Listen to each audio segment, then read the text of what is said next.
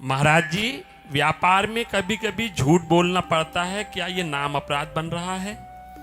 वैसे झूठ बोलने का तो मतलब अपने लोगों के दिमाग में बैठ गया, अगर झूठ नहीं बोलेंगे तो हमें पैसा नहीं मिलेगा, फिर हमारा काम नहीं चलेगा। हम तो व्यापार कभी किए नहीं तो जानते नहीं ना व्यापार का विषय, लेकिन इतना जरूर जानते कि अगर 50 की वस्तु है और हम सिद्धांत के अनुसार 20 रुपया मुनाफा ले रहे हैं, तो हम अगर खुला बोल दें कि हम 70 की देंगे, तुम्हारी इच्छा हो तो भले चाहे कम बिके, लेकिन जो आपका मुनाफा आप कह के ले रहे हैं वो आपके लोक परलोक सबका मंगल करेगा। और झूठ और बेईमानी का धन कभी शांति का अनुभव नहीं करने देगा। दिखाई जरूर देगा कि बहुत उन्नति हो रही, लेकिन वो वास्तविक उन्नति है।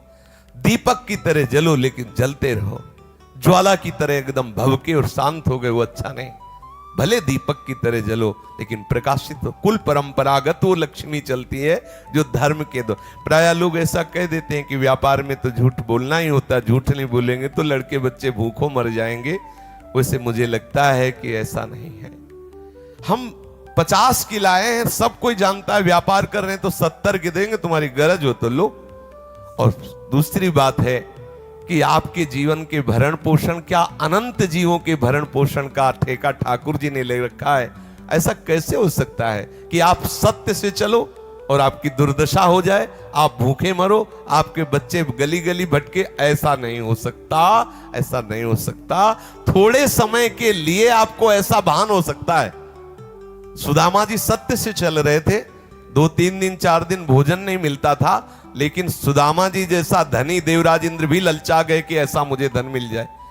भगवान ने द्वारिकापुरी की तरह सुदामापुरी की रचना है। थोड़े दिन हो सकता है धर्म से चलने वाला आपको दिखाई दे ऐसा, लेकिन परिणाम उसका बहुत मंगल होगा।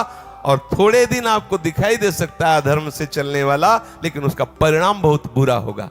निश्चित समझो हमारे प्रभु के दरबार में न्याय है।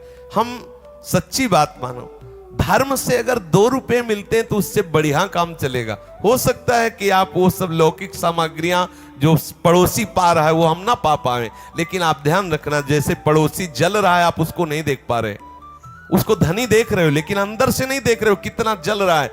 आप 2 रोटी खाओगे, परिवार के साथ में आनंद पूर्वक रहोगे, ये बहुत सुख का विषय है। अगर हमारा परिवार हमारे अनुकूल है और हम थोड़ा कम अच्छे पदार्थ पा रहे हैं लेकिन शांति से जीवन व्यतीत हो रहा है, भगवत आराधन से जीवन व्यतीत हो रहा है, तो लोक परलोक सब आनंदमय होता है। हमने तो शास्त्रों में और संतों से जैसा सुना है कि सत्य से चलने वाले के निश्चित यहां और वहां दोनों जगह मंगल होता है। थोड़े दिन के लिए ऐसा लगेगा कि देखो धर्म से चलता है, ऐसी ऐसी समस्याएं हैं, लेकिन नहीं, धर्म से चलने वाले की विजय होती।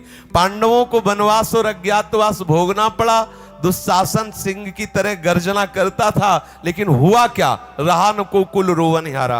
आखिरकार पांडव ही धर्म सम्राट बने, पांडव ही पूर्ण रूप से धर्म का शासन करने वाले राजा बने। आप विश्वास कीजिए, थोड़े दिन के लिए दिखाई दे सकता है अधर्मी का बहुत वैभव है, लेकिन उसके विनाश होने में देर नहीं लगेगी।